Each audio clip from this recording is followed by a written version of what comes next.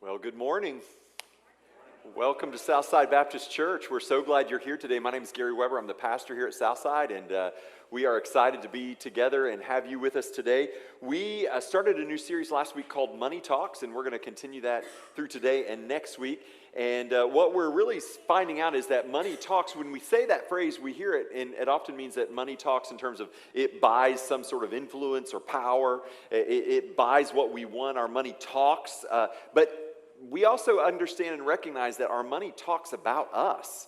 Your money is talking about you. In fact, you may not know it, but your money, every time you spend a dollar or send a dollar anywhere, it is sending a message about you. It's sending a message about your heart, your faith, what you believe, what's important to you, what you value. Your money is talking about you. This is why I think Jesus talked more about money than he did about heaven and hell put together. Not because Jesus wanted money from anybody. In fact, he never asked for money, ever, not one time. Instead, he wanted something for his followers. He wanted our money to tell a better story about us. So we're taking a couple weeks to just look at a couple of the things that our money is saying about us. If you missed last week's message, you can go to our website. You can find the message there either through our podcast or you can find a video of the message. But last week we said, your money talks about the condition of your heart. That's what your money is saying. Your money is constantly talking about the condition of your heart. There was a guy in the first century who planted a lot of churches and wrote some encouraging letters to people who were pastoring those churches. And one of the things he told this pastor is he said, command those who are rich in this present world. In other words, he says, hey, I want to talk to you rich folks for a while. Now, none of us think that we're rich. But maybe we should rethink that, because a lot of times when the Bible's talking about rich people, we think it's talking about somebody else, somebody who's not me. Because surely if you saw my bank account, you would know that Paul is not talking to me about this. But listen to what Jesus said. He said, where your treasure is, there your heart will be also, which indicates that wealth is not a number, it's a condition of the heart. So you can have a bank account full of money and still, in God's eyes, be poor. And you can have a bank account that has nothing, maybe even a negative balance. Come on, let's be real, right? Maybe even a negative balance and still be considered in God's economy wealthy. So wealth is not a condition of our bank account statement. It is a statement on the condition of our heart. More than half the world lives on less than $2 a day. Listen to me now, because I'm going to assume for most of us in here, maybe there's exceptions, but most of the world lives on less than $2 a day. According to global standards, if you have more than $2,200 in assets, you are among the richest people on the planet. That means if you drive a 1996 Ford Escort and it's the only thing you have, you are still among the wealthiest, because that's a good part of your assets. So this idea that somehow we think in our mind, in our Western culture, I'm not rich because I don't have as much as blank, fill in the blank. But the problem is, if you were to go back in time, for those of you who are old enough to go back in time, if you could go back 10, 15, 20 years ago, and you were to ask your 15, 20 year ago self, how much is rich? There's a good chance the amount of money you make today would have been how your 20-year ago self would have said, yeah, that would be rich. If I had that much money, I'm rich. The problem is we got to today, and we have that much money, but we don't think that we're rich, because rich has moved, right? The goalpost keeps moving. So we think as long as if I'm not as rich as Oprah or Jeff Bezos, I'm not rich. But the problem is we don't evaluate ourselves on the global standard. And the global standard is most people in the world live on less than $2 a day. And here's the problem with this.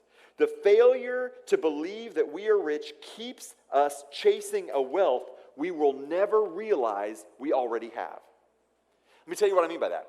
At some point, you thought to yourself, if I had this much money, then I could afford to be generous. But the goalpost keeps moving. And so does the goal for being generous. And so if we don't believe that we are actually rich, we will keep chasing a wealth that we never know we have. The result is that we live a life that is ultimately controlled by money. So not only does your money talk about you, your money in fact begins to take hold of you and control the way that you live and the way you think, the way you act, and even what you believe. And so today I want to talk about another thing our money is saying about us. Your money talks about where you've placed your faith. Doesn't matter what you sing about in church or what you say you believe or any statement of belief that you have. Your money, in fact, talks about what you really believe. Listen to what Paul said. 1 Timothy chapter 6, verse 17. This will be our passage last week, this week, and next week. But let's look at it again this week. We're going to look at it from a little different angle. 1 Timothy chapter 6, if you have a Bible. If you don't, we'll put it on the screens. Command those who are rich in this present world. And right away we have a problem because we don't think that's us. But Paul says, command those who are rich in this present world not to be, and he's going to tell you two things that he wants to warn you against. Not to be arrogant, nor to put your hope in wealth, which is so uncertain. Isn't that uncertain? You have no idea the certainty of the wealth you have.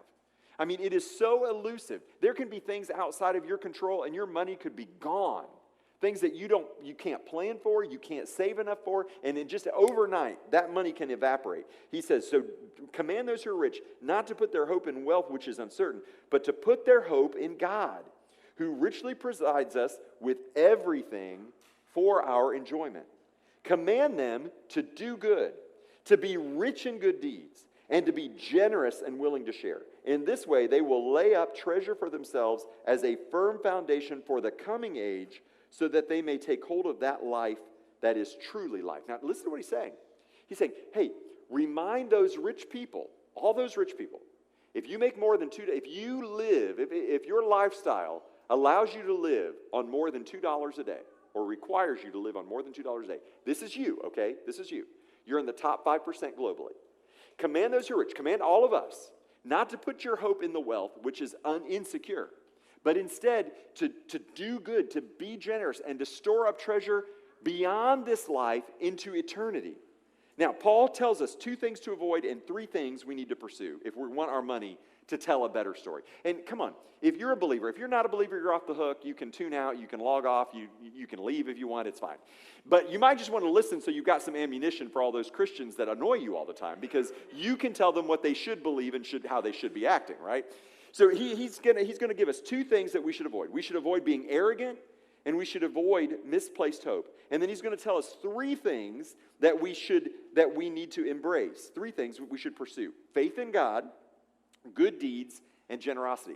Now, none of these ideas were original to the Apostle Paul. So your Bible is really amazing because it is a collection of ancient texts that have been gathered and curated into the Bible that you have. So this is a first century church planter. He had been a Pharisee. He'd been among the Jewish religious elite, and he had come to put his faith in Jesus. He wrote a good part of the New Testament, many, many different books. But really, all of his motivation, everything that he came to believe, in fact, found its origins in Jesus. And Jesus told a story one time that I think influenced this directive that Paul is giving to rich people. You can find it in the Gospel of Luke chapter 12. We're going to look there together. Luke chapter 12, verse 15. This is a story Jesus told to illustrate these points. And I think it speaks to us, maybe more than any of Jesus' other parables, it speaks to 2021 American Christians, okay? This is not about other people. This is about you. This is about me. This is about your family and my family. This is about our church and our churches in the West, okay? So listen to what he said. Jesus, talking to his disciples, said, "Watch out, be on your guard against all kinds of greed." Now, you know there are different kinds of greed, right? I mean, we think of greed and we sort of get an Ebenezer Scrooge image in our mind, and that's definitely one form of greed, but there are all kinds of forms of greed. You can be greedy with your time. You can be greedy with your talents. You can be greedy with your knowledge. You can be greedy with your words. There are lots of ways to be greedy. And Jesus says you need to watch out for all different kinds of greed because he wants them to understand something. You have to be so careful about greed because nobody sees greed in the mirror. Nobody ever thinks they're greedy. Now, you can see it in other people. Like, I can see it in you. I'm like, oh, man, he's greedy. She's so greedy. But I can't see it in me. But you can see it in me. We only see it in other people. And this is true, too, about being wealthy. Like, nobody thinks they're rich. They always think somebody else is rich. We never see these things in the mirror, but it's true. So he says, be on guard against all kinds of greed. A man's life does not consist in the abundance of his possessions. This is really important. The world measures the value of a person based on the abundance of their possessions, based on what they've stored, what they saved, what they put away. What is their net worth? That's the way we look at it. But Jesus is saying be very, very careful because a person's life doesn't consist of the abundance of their possessions. This is the way the world looks at things. We're going to measure your wealth purely based on what you've accumulated. But remember, we've already talked about this idea that wealth is not a number. It's a condition of the heart. Jesus is coming back to that idea with this story. So here's where he goes on. He says, and he told them this parable. The ground of a certain rich man produced a good crop. Now, question. What produced the good crop? The ground. Very good. You're listening. Good. Excellent. Now, if you were raised in church and you went to preschool Sunday school, there's a lesson that we teach all, I think we do it maybe 3 years old, maybe it's even earlier than that, that God made everything. Like God made the earth and God made the sun and God. Now, that seems like such a simple lesson, but I think some of us maybe forget that lesson as we go through our adult lives.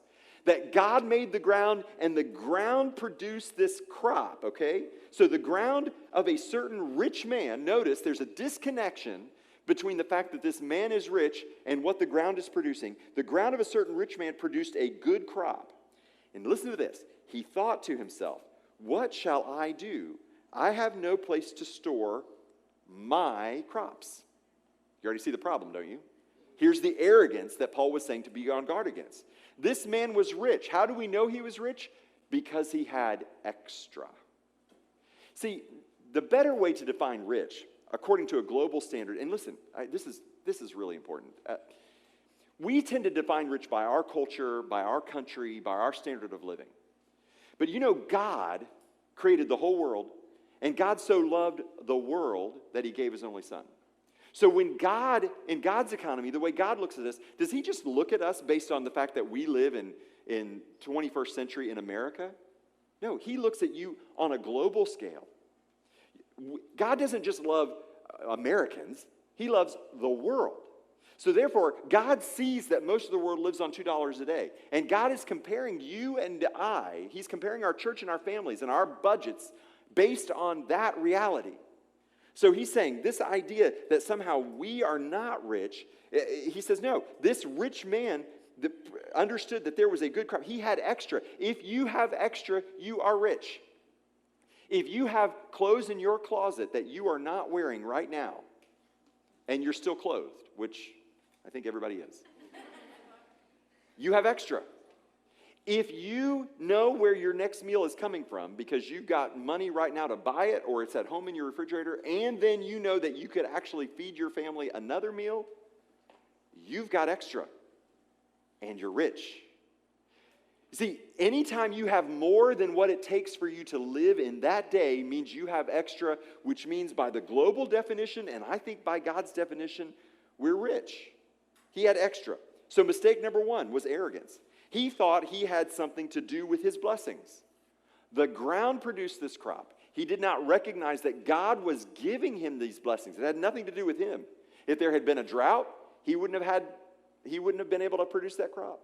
If for whatever reason the ground had been tampered with, or if there had been weeds, or there had been locusts, or there had been so many ways that crop could have been destroyed. The ground produced the crop. God allowed him to have extra. And he was arrogant, and he thought it was about himself. He believed the extra was a result of his effort, and therefore it belonged to him. It was not something that God was entrusting to him. It was something that he made. Look at verse 18. Then he said, this is what I'll do. I will tear down my barns and build bigger barns.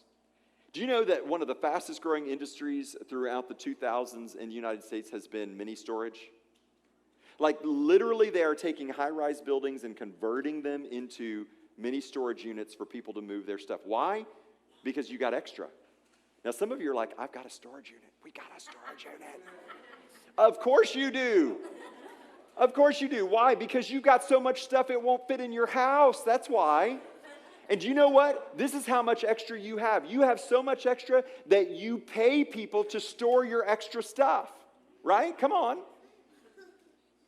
Sherry and I recently moved, and we had, like everybody does over the years, we got these boxes, and we moved them from one house to another house to another house, and they had just moved, and they were in the attic of the house we were moving out of, and we get it down, and we're like, we haven't even used this stuff in 13 years, what is it? So we start going through it, and it's stuff we'd saved, the kids' stuff, and we're thinking to ourselves, oh, we want our kids to have this. Do our kids want any of that stuff? No. It was all extra.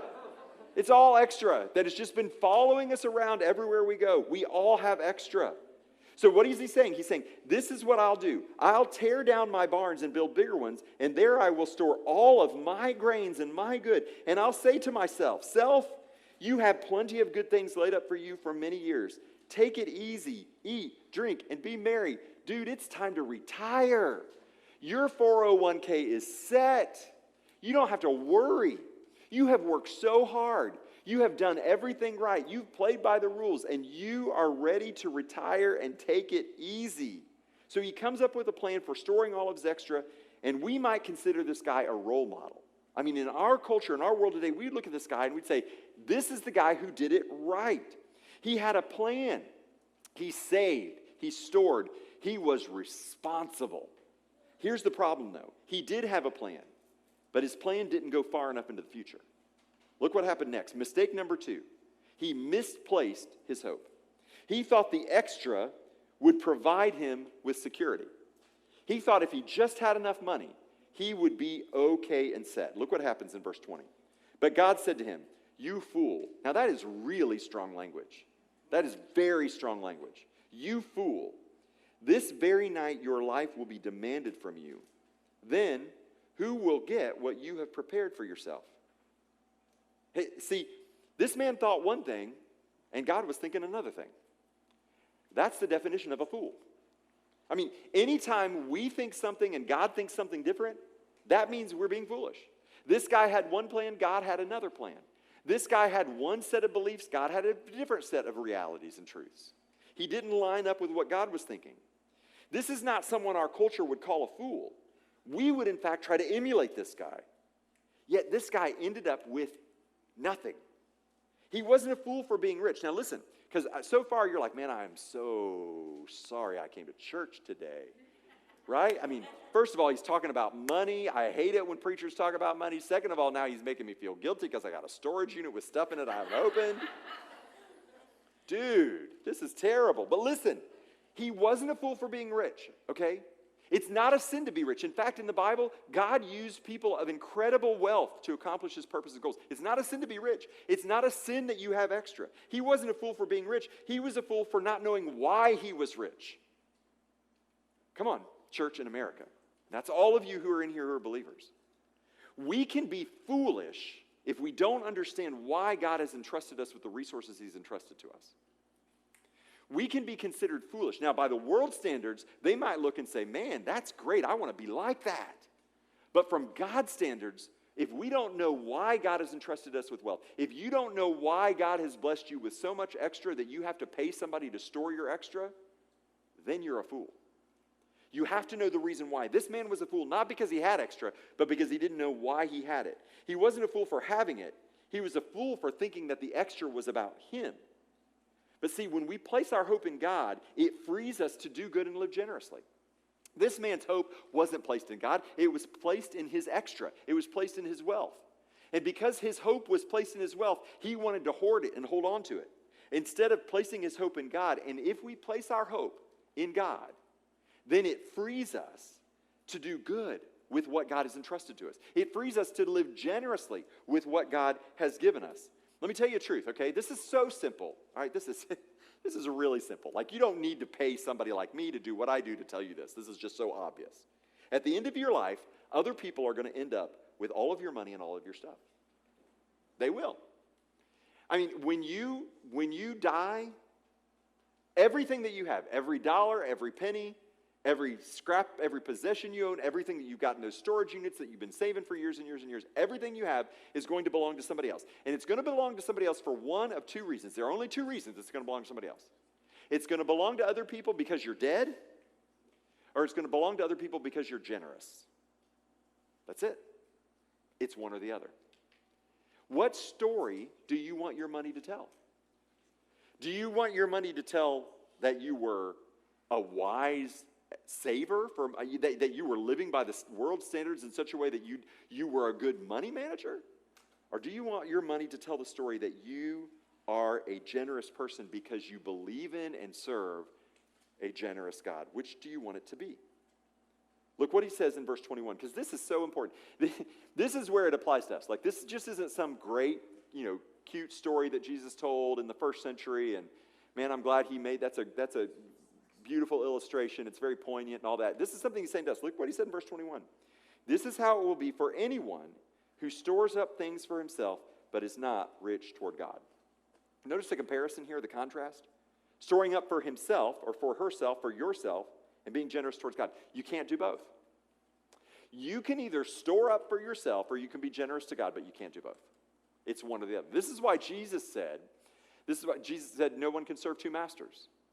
You will either love one and hate the other, or you'll serve one and you'll ignore the other. You cannot serve both God and Satan. It should be Satan, right? I mean, you can't serve good and evil, right?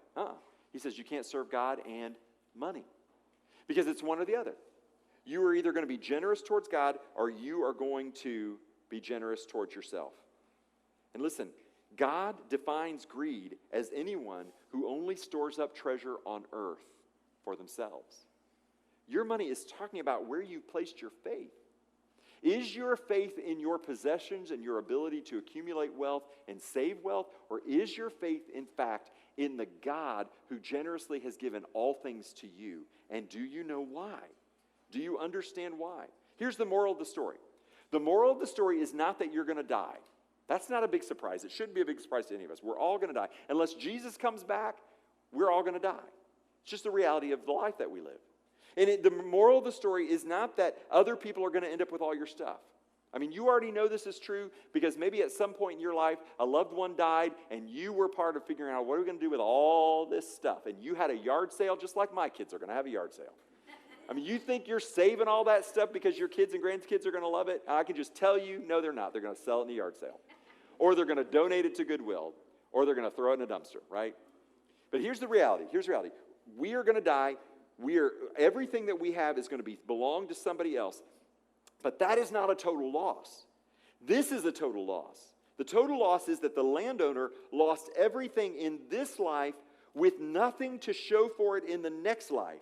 He had stored all his treasure on earth and stored nothing for heaven. If we simply store up for ourselves and are not rich toward God, then everything we possess will be a total loss. Listen to what Paul said one more time in verse 19. In this way, they will lay up treasure for themselves as a firm foundation for the coming age, so that they may take hold of life that is truly life. See, this guy's problem in this story that Jesus told wasn't that he stored up his wealth. It wasn't that he planned for the future. The problem was he didn't plan far enough into the future. He didn't plan past his death. He only planned for the rest of his life, and his life was much shorter than he thought it would be. It's just not about being a good person. It is preventive medicine for the negative impact of wealth. The Bible says that money is a root of all evil. It doesn't say money is evil, and it doesn't say money is the only root of evil, but it says money is a root of all evil. Jesus understood the power of money. That's why he talked about it so much, and he never asked for it. Jesus understood that your money is talking about you. It's talking about the condition of your heart. It's talking about your faith. This is what John Wesley said. I love this quote. When I have money, I get rid of it quickly, lest it find a way into my heart. John Wesley lived his life so generously, not just with his finances, but with his time, with his talent, with his treasure. So last week I gave you an assignment. Maybe some of you did the homework, maybe some of you didn't. I know most of you probably didn't do it, but I'm going to repeat it anyway, all right? Because it's just a little exercise. If you want to know what your money's saying about you, I challenged you just to track your spending for a set period of time, for a week, for a month, for whatever it is, and to see what your money is saying about your heart. So this week I want to add to the homework, okay? Because I really, if you come here and all you heard was, man, I feel guilty because I drive a 2005 Ford. That's not the goal. I mean, I've got way more than $2,200 in assets, personal assets. I feel so guilty because I have a storage unit. Oh, no. That's no good. I don't want you to feel guilty. That doesn't do any good. I want you to understand this. Ask yourself this question. Why have I been given so much? Not feel bad about what God's given you, but ask your question, why? God, why have you given me so much? What's the purpose behind it? See, the ground produced the crop. And God blessed this man with the crop, with the abundance. The problem wasn't that this guy was rich and had a lot. The problem was he didn't know why God had blessed him and given him so much. So ask yourselves this question: why has God given so much? Southside, as a church, we should ask ourselves, why has God given us so much? Why has he entrusted us with so much? And then here's the tricky part. Determine a percentage of your income to give away as an antidote to any potential negative effects that wealth may have on your heart. Just determine a percentage and say, I'm going to give it away. I mean, what percentage would it need to be? I mean, the Bible talks about this idea of the tithe, or 10% that you give. But maybe for you, you're like, no way. But how much can you give away? What percentage? 1%? 2%? What would it look like if you just started being generous, if you made a decision, a planned decision to be generous? And you said, I am going to be intentional about my generosity because God has entrusted this to me. I'm asking myself, why has God entrusted it to me? How can I be generous towards God with the wealth that he has? It's not even mine to begin with. It's just something God has given me. What can I do? And listen, I'm not even asking you to give it here or any church. Maybe you're somebody who doesn't trust church. You don't trust this church. You don't trust any church. Find a cause. And I think if you're a believer, you should find a cause that sends the gospel around the world, that invests in kingdom values. But whatever it is, just find a cause and give your money there. I still think that the local church is the most effective way to see change. I was, on social media, the memories will come back up. So it's been just a little over 4 years since Hurricane Irma. And there was another hurricane, if you remember, that hit Texas at the same time. So the world's, the country's resources were being split, like the Red Cross and FEMA and all that was being split between these two disasters that hit simultaneously. And I was going through and I saw this memory that came up, and it was an article in, I think it was USA Today or the New York Post, I can't remember. But it talked about how in the immediate after effects of those two hurricanes, it was the church who had invested the most money and the most manpower in recovery efforts. That the church mobilized and helped their neighbors faster than the federal government could respond to the natural disaster. The church is the hope of the world. So I would say your investment in the local church, this local church in particular, but any local church, has a tremendous impact. But it doesn't even have to be there. Just pick a percentage of your income and give it away. Some of you may have noticed this jar when you came in. Something we started last week, we're going to continue it through the end of the year. We're challenging ourselves as a church to say, can we just determine that we're not going to spend any of our change? Now, for some of you, that could be coins. For some of you could say, I'm not going to spend anything below a $5 bill. So when I've got singles, I'm just going to hold on to them all week. For some of you, you say, I only use my debit card. And I have been told that there are apps that will round up your change and save it for you. So you're not off the hook either, see? I had some folks, my phone was blowing up after last Sunday. Hey, you could do this, that, and the other. I mean, there were so many, I thought, I'm not even going to pick one. Because if you're smart enough to know that you only spend money on your card, you're smart enough to go to Google and find this for yourself, right? So what I need you to do is go find one of those apps that round up your change and just continue to collect that change. And at some point, you can even give it online. It's fine. But at some point, we're going to do it. And here's what we're going to do. This money is not staying with the church. We are going to pray between now and the end of the year that God shows us how this money can tell a beautiful story of the gospel in the life of somebody, that this will make a change in their life. We did this several years ago, and it was amazing what God did. And so I'm so excited to see what he does again this year. So every Sunday this will be here. You can collect your change all week long, bring it up before the service, after the service, drop it in there. This is not our offering. This is not going into the church accounting. We'll sort it, we'll count it, and we will immediately distribute it to that person where we believe God is going to make a great change in their life through just what we have. It's just a little bit of our extra. What we find on the floorboard of our car, and God can use it to do something beautiful. I want you to be a part of that story. Again, we've got books that we've suggested you read. I encourage you, read one of those books to open your eyes about the state of the global economy and ask yourselves, God, why are you being so generous to us in America in this day and age? Register to be a part of Financial Peace University. Some of you have extra, but your extra is so tied up in debt that you can't be generous because you're in bondage to your money. Your money is controlling you. And I would encourage you, be a part of Financial Peace University come January so that you can know how your money can tell a better story. This coming Saturday, it's not just about our money. It's about our time and our talent. This coming Saturday is Go Jacks. For those of you who know about Go Jacks, it's a one-day event where we just try to rally as many Christians from as many churches as we can to serve the city in Jesus' name. We don't put our church's name on it. It's just all about serving in Jesus' name. We've got more than a half dozen projects. There are several churches participating. Next Saturday, you can meet here at Southside, or there's another rally site at Parkwood Baptist Church in Arlington. Lots of projects you can sign up for. Go to gojax.net. Right now, get on your phone, type it in so you don't forget it. Gojax.net. You can sign up there. That way we can have plenty of breakfast as we send you out to work and T-shirts that will be available. It's a great way to do it with your family. Do it with people you love. Serve together so that you can invest back your time and your talent and not just your financial resources. Listen, I know that it's never fun to talk about these things. It's always, it's especially for those of us who aren't necessarily numbers people. It's easy to tune out on these issues. But I want you to hear me say, whatever you think about money, whatever you think about your money is saying something about you. It is saying something about you. And I want my money to point to the God who so loved the world that he gave. That's the kind of God we serve. Can we collectively, can we as a church, can we as individuals, can we as families covenant together? Can we gather together and say, we want our money to tell a better story? We want our money not to talk about us, not to talk about how hard we work and how faithful we were to save, but can our money point people to Jesus? That's what we want our money to do.